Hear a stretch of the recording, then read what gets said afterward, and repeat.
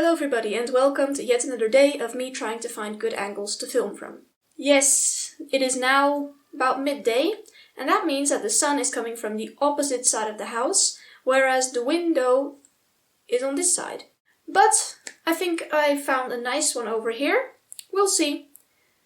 Today's video is about books, obviously. You've seen it in the title.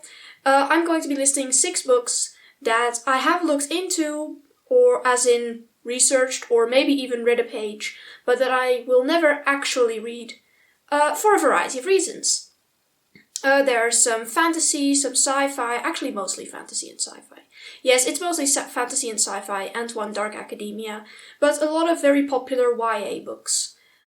Some of these you were probably expecting because I'm a Christian, and whenever a Christian makes one of those I will never read these books videos, these books are going to be included, so I actually cut out a bunch, because you already know that I'm not going to read Sarah J. Maas. Before we begin, I am going to talk about a lot of fantasy and sci-fi, as I said, and that also means that there's quite a lot of violence. I'm trying not to become too specific, but especially the part about the Red Queen series, there's some violence. I'm describing some very nasty violence in there, so just so you know. So, let's start. In no particular order, I'll just start with the one that everybody also already knows is coming, Game of Thrones. Now, actually, I don't know all too much about the books. I know a lot about the show. And from what I've heard about the show, there's a lot of nudity, a lot of sex, a lot of violence, and basically all of the characters are terrible. From what I've read in reviews, the same can be said about the books. Especially also when it comes to romance, there's this typical fantasy thing where the guy is really, really predatory toward the girl, and then for some reason after a while she starts loving him and then it's okay. I don't know. There's also way too much character depth for me. I've seen those photos where people put like sticky tags in their Game of Thrones edition, and it's just like 20 deaths in one book or something, and it's all main characters, and I feel after a while it would be very hard for me to get into the books at all, because I know that the people are probably gonna die, so like why would I care? I'm not gonna get attached to them, and I do kind of need to be attached to the characters, or at least feel something for them, for me to care about the story. Okay, a really popular book that has actually resurfaced in, I don't know, a while ago, the last few years, is called The Secret History by Donna Tartt. Now, it sounds really interesting because basically it's kind of a dark academia vibe. So it's about this boy, apparently, or well, actually student, who wants to study Greek, and he wants to study it under this really, really popular professor who is just an expert. Thing is, the professor only really wants small classes, so the boy has to try to get into the class, and that works, but then he has to give up all of his other studies. And there's something weird with a ritual. I don't really know, but that's not really the important part. For me, the important part is that I've heard it's one of those pretentious, let's just question everything books, you know? The books where they act like it's really academic and smart to just question literally anything. And from what I've heard from reviews of other Christians, it's that is what happens with morality in this book. Basically, they question it so much that morality just becomes another philosophical idea that you can believe in or discard at your will. So that just doesn't seem very constructive to me to read, honestly. Next book up is the series, actually, called Red Queen. I don't remember exactly what it's about. I did look it up. It's basically about royals who have superpowers, but they use them to oppress the people under them, and then the people under them revolt. I think. I'm not sure. But it doesn't really matter. Because what I've seen a lot is that all of the fans are just simping over this dude called Maven. And then I just looked it up, and Maven, he legitimately kills a baby, and the fans react to that by calling him a pro-choice king. And then if you go online, I'll read it to you. There was basically this thread on Goodreads where somebody asked, okay, what do you guys think, who should the main character end up with romantically, with Maven or some other dude? And there was this very excited fan in the comments who, here, I'll read it to you. She defended it like this, or I don't know. Technically, he didn't actually kill the baby, he just put a note in its dead hand. Maven really isn't a bad guy. He's wrong when he says he's a monster. Maven does some bad things, but everything he does is the better choice for Norta. And Norta, I think, from what I remember, is the kingdom. And then the next post this person put out was saying he didn't ever kill one, his soldiers did. And if you think about it, they did the right thing for the kingdom. That baby would have grown up to rebel scum. Listen, Abyss Homing Pigeon, I really love your username, but that is the only thing about all of this that I love. Like, and actually, I'm just gonna go further because I know from, just look at this. It's really embarrassing, honestly, here. Maven, no matter how many evil things he does, he always chooses Mare, so that's like main character. Like, okay, but that doesn't mean she should go with him, that doesn't mean she should choose him.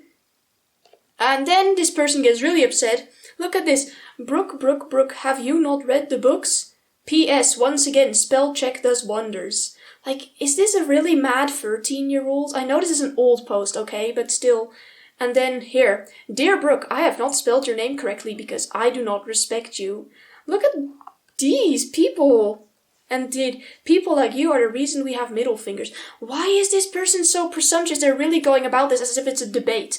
Anyway, so yeah, those are the kinds of fans you encounter. And honestly, it's most of the fans that I encounter that are like this. Not all of them are rude like this, but all of them are like all over the moon about this guy Maven, who is really bad. And I just don't know. I feel like if the entire fan base doesn't feel like it's wrong to be so over the moon about a guy who has his soldiers kill babies, then there's probably not that much in the books that is teaching people that there is a right and wrong, because then these fans would not be reading the books, since they clearly do not have any idea about what right and wrong is. Okay, this one is actually not because of the content. It's simply because I didn't like the book, and it's Twilight. Now, I think I don't know how old I was. I was pretty young still when this book became really popular. And it was everywhere. And I saw a Dutch version in the library, so I was like, okay, sure, I'll try it out. And it was the most boring thing ever. I just could not get into it. I think I did get to the part where, like, Edward is all, like, shiny, and he's like, oh, look, I'm shiny, I don't know. And I just can't remember past that. So I kind of just stopped reading, even when I knew he was a vampire, because I was just like, I just don't care. It was really boring. So I might watch the movies one day, simply because I think it would be hilarious how dumb they are. But that is as far as I'll go for laughs. I'm not going to spend hours of my time reading a book that is just really dumb. Okay, now the 5th book is The Cruel Prince. This book is about fairies, which is already very much a danger signal usually, because the moment it's about fairies, there's going to be some weird stuff happening. So what the book is about is this one girl called Jude, and her parents were killed by fairies for some reason, and then the fairies kidnapped her and her sisters, brought her to the royal court of the fairies, or the fae, I don't know, where basically she's now one of the only humans living there, and all of the fae are like way better than her, and she's like the scum there basically. And then basically she decides that since she can't be good enough ever for the fae, because they're kind of like judgmental, that she is gonna become really bad. I think the quote is actually, if I can't be better than them, I will be so much worse. So we already have a main character who is just deciding to be evil then and there because she can. But for me, it's also mostly the relationship between Carden and Jude. Because from everything I see, he seems like a real wimp. And all of the fan art is like with Jude dominating over him. Like with him lying in her lap and she just standing above him. Like she is like ruling over him. I know that at one point in the books, basically he's the crown prince, so he has to become king. But he doesn't want to become king because, I don't know, I guess he's not a responsible person or whatever. But his girlfriend, or Jude, I don't know if she's his girlfriend, maybe they're married, I don't know. They probably are married in one sense at least, but anyway. She's like, okay, but I want to become queen. I want to rule, so, like, you gotta become king. And he's like, no, I'm not gonna do it. So then she kind of tricks him into getting crowned king. So then he just gets to be useless all day, and she gets to be the ruler. And honestly, that is just so unattractive to me, a man like that. He doesn't want to lead. He lets this woman just completely rule over him. It's just, yeah, a submissive man. Yeah, you can miss me with that. And also he has a tail. So, I don't know. I just do not feel like this would be something I would enjoy at all. Last book, basically anything by Neil Shusterman. Now, why am I like against this author in general? Well, the first time I found out about him was the Unwind series, which is basically, the situation in the series is this. Pro-lifers and pro-choicers got so mad at each other that they decided to start a war. Okay. And then at some point, they kind of forgot what they were fighting for, so they just decided on a compromise. You cannot kill unborn babies now, but you can kill teenagers when they come of a certain age. So, yeah, okay, that's kind of the point of the books. And then there's just like this whole underground where teenagers have to hide and stuff like that. Now you might be thinking, this sounds like a pretty pro-life book, right? But it's not really. The author, from what it seems like, he's trying to make this really balanced view of things, you know, like trying to show both sides. But the way he does that is just very implausible to me. For example, he basically makes it so that adoption is no longer a thing in that world. For some reason, the government of that world has decided, no, we won't do adoption, but if you don't want your baby, you can drop them off on somebody's porch and they are legally obliged to take the child. And I'm just like, what? That makes no sense, especially since it's in America. In America, at the moment, there are like 33 parents waiting to adopt for every baby that becomes available to be adopted. So, like, there is no need for that.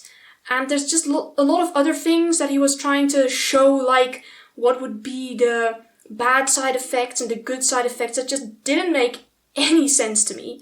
And there were never any real good discussions about the morality of it all. There was this one discussion about whether people have souls and at what point and when, but it really never went anywhere, and it was just very disappointing. Honestly, now I'm talking about it, I should probably just make videos about it, because I had a lot to say when I first read them, but it's been a while, so I won't now. So that was just really disappointing and not as deep as it should have been. There was really nothing made sense. It was dumb. But I was still actually kind of willing to try maybe reading Scythe, which is the first book of like a series where I guess something about death and it becoming a job or something. Like people have jobs that involve them killing people, as in, I don't remember. It's also very philosophical. That's really what Neil Shusterman is kind of doing, philosophy for young people.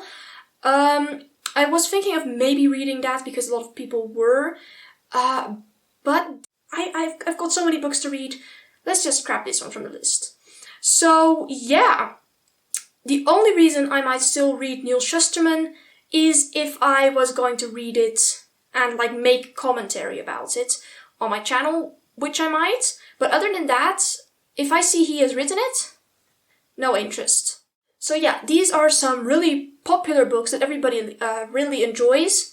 But when I look at it, I see that there are some underlying philosophical ideas that are just nuclear waste. They are gonna corrode a lot of your moral values if you let them. So I have no interest in this, and I feel like as Christians, we need to be careful with what we read, because of course we can be critical, yes, sure, but it is very hard, and I speak from experience, it is very hard to read a book that is, that you don't know that much about yet, because usually when you start books, you don't know what they're going to be about, what the ideas are, and to be constantly on guard because you detect that the author might have a weird message, you know? Sometimes you just want to read for fun, and that's fine, but you do have to be careful, because if you read for fun, you are not thinking through everything, which means that ideas can get into your head, and it is very hard to get rid of them. So, yeah, I think we as Christians should be very careful. We can read stuff like this, we can, but the question is it useful? Is it necessary? Can't we read something else? So yeah, that was it. I I'd honestly be really interested in your thoughts if any of you read these books or know more about them, because like I said, for some of these I only know really small bits and pieces about what happens. Have you read them? Did you like them? Stuff like that. I'm really curious to know, because I feel like a lot of the time most people seem to disagree with me on these books. So yeah, that was it. I already said that. That is what you get for not writing a conclusion. Anyway, see you guys and enjoy your day. Bye!